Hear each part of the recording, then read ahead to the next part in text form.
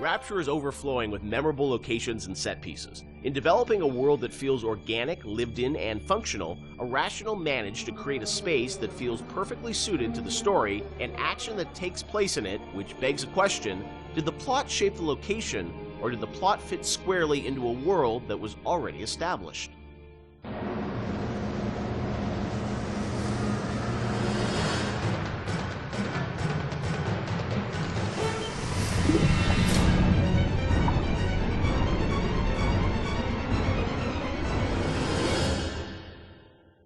Let's talk about some of the areas in Rapture, because it's an amazing place, but also it feels like there's certain areas that are very well designed and that they have, you know, a very certain aesthetic, and the characters in there, it all kind of comes together. Ken, do you have a part of Rapture that resonates the most with you still to this day? I think the opening is always going to be the most important to me because it's we spent a lot of time there, and it was all for me as a challenge as a narrative guy is sort of how do we set up a very complex series of events and a very complex notion and all this, you know, Andrew, with so much to tell, Big Daddies and Little Sisters and Andrew Ryan and the time period and do that all without cutscenes. And especially, I think, the descent to Rapture when you're in that, when you go in the bathysphere, you know, getting that right, getting everything right down to the, you know, the bathysphere, cresting the hill and seeing the city for the first time. Remember how much we worked on the timing of that, just getting that. And it took us forever to figure out that we should just put the slide projector covering the window. Like, again, in hindsight, it seems like such an obvious choice, but we were really trying to figure out, like, how are we going to tell this story of Ryan and then reveal so you can see the, you know, the city beyond the hill. And also we didn't have to show the whole transition going down the bottom of the ocean because the whole screen was covered. Spoiler alert. I think that's the part that will always be near and dear to my heart. Yeah, I mean, for me it was Kashmir. Yeah. That was one of the first... The restaurant at the beginning. Yeah, the restaurant at the beginning, because it was really like the first art box that we created that was Rapture. I mean, we created spaces before that weren't really hitting the Art Deco look. Scott Sinclair just started, and he built that, designed and built that statue of the Atlas with the world on his shoulders that was in the middle of the room. And Mauricio had done some concept art for us of that space. And once we started putting everything together and getting it into Engine and actually walking around it and seeing those giant windows off to the side that just showed the seascape and really drove home the fact that you were underwater. It was the first time really all the elements started to come together. And we actually we had built a bunch of stuff, and we actually stepped back and said, we have to just get one room right before we go any further, because we weren't getting it right.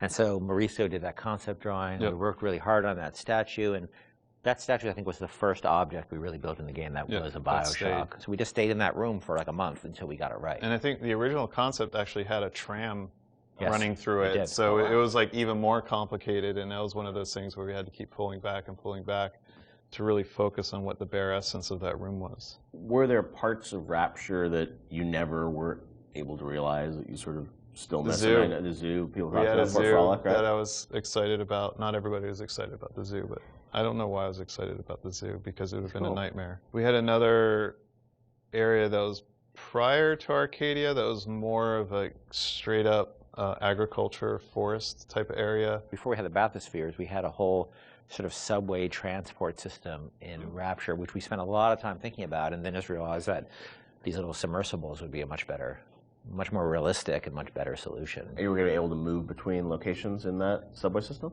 Yeah, much like the bathyspheres, but they were much more integrated throughout the space, and we really want to support them. And we just realized it was not really relevant to what we were doing. Were there certain locations or areas where you knew a certain narrative point, you know, needed to happen? Like you look at, you know, the reveal of sort of Atlas's true motivations. Like, was that like, oh, we've got to do it this level because it fits the story? Or was it more that you sort of like, you had the game laid out in a certain order and you just layered the story on top of it? I think the big one I can think of is that you encounter Ryan in his sort of like, that he would live in an area of industry. Okay. You know, so he lives in this very industrial area because that's where he would feel most comfortable. And that we wanted his office, his lair, to sort of be not in some, you know, residential zone, but Right. where he wants to wake up and smell the grease fires and the machines and the smoke, that's in his lifeblood. Industry is his lifeblood. But it also had to be very theatrical. Like if you look at it Right. now, it doesn't look like an office. You kind of know it's an office because the story is telling you that. Set, yeah. And we had some old technology that was laying around in the game that would control environment settings. So old system that we had would let you do high pressure, low pressure, medium pressure. And those would affect lighting and other like post-process things in the world.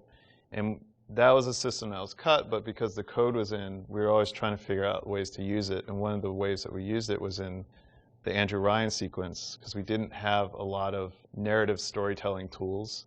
We were basically switching the atmosphere to get all the lighting changes. So whenever a light changes in that scene, we're telling the game that the atmosphere is changing. So, and then the preset atmospheres come in and shine the spotlights on them or bring up the house lights when we need them to. Because very, very early on, you could change the pressure in the areas, and that would change how explosions worked and all this stuff like that. And we just couldn't figure out how to make it gettable for the player. We couldn't make it feedback, but we still had all those. That moved a lot of levers in the game, so we still had the system. So we used it for the sort of theatrical cues of the, very theatrical cues of Ryan appearing, the lights going down where you are, and the lights coming up where he is, because the engine didn't have those tools by default. The assassin has overcome my final defense, and now he's come to murder me. In the end, what separates a man from a slave? Money? Power? No. A man chooses. A slave obeys. And there was a great sense of sort of artistic progression as you went through the game too, and that each level had its own sort of voice. Was that something that a lot of games as they move further in development, it's like, oh, we sort of ran out of time. We can, it's like we're just going to sort of repeat this and change the color palette. It felt like, for the team, it was very defined from early on that you wanted each sort of level, which they were levels back in the day, to feel distinct. Yeah, we had sort of experimented with that back on System Shock 2, back when every Doom level looked pretty much like every other Doom level, because they were just working on the same set of assets.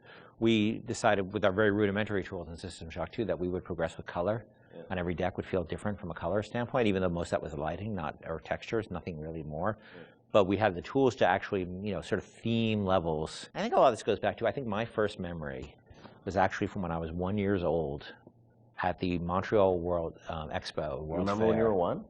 Well, I remember being at something at this World's Fair, which I didn't realize I think was in 1967 when I was 1 year old, a little over 1 year old. Wow. And I was on a theme park ride they had and I remember being at this thing where a big bat flies out of this sort of thing and comes up. I don't know why I was a 1 year old was on this ride. I'm not sure, sort of a haunted housey kind of ride. And I remember loving it. And I think that stuck with me. So the notion of sort of theme parky themes and settings, and Disney World does a great job with this. You can go to Disney World, they theme areas. So themed areas are something that always resonated with me. And BioShock sort of always has had this notion of feeling of theme in different areas, much more than the real world has. Like you walk from building to building, most of them you can't really tell them apart. You walk from walk from a floor of an office building to another floor. It's not going to look any different. But we always felt that was really important. And there's also, if you look at SWAT 4, saw some early experiments with this, especially like the serial killer's house level in SWAT 4, which is probably one of the most dense levels that we ship. But you were trying to tell a specific story with that, and going straight into BioShock and using the same exact engine that we're using, and we were very comfortable at that point with how the engine worked and how to art up these rooms, gave us a leg up when we sat down and really thought about what stories are we specifically trying to tell. And one of my favorite anecdotes from this time period is with Sander Cohen. I think it was Nate Wells and Stephen Alexander sat down one night, and they came up with a backstory for every dead body that you find in that space, and then they told that story with the props that they could. Even if it was just like, this guy crawled 3 feet and then shot himself in the head because he was sad about something, they put those marks in, maybe put a picture next to the guy, and then he shot himself. So they really did their homework and tried to add the backstory for everything that you're going to find in that space. I've got Atlas's goons hitting us non-stop and 2 dead mechanics just this week. We need to control costs. If I wanted to deal with amateurs, I would have stayed on dry land.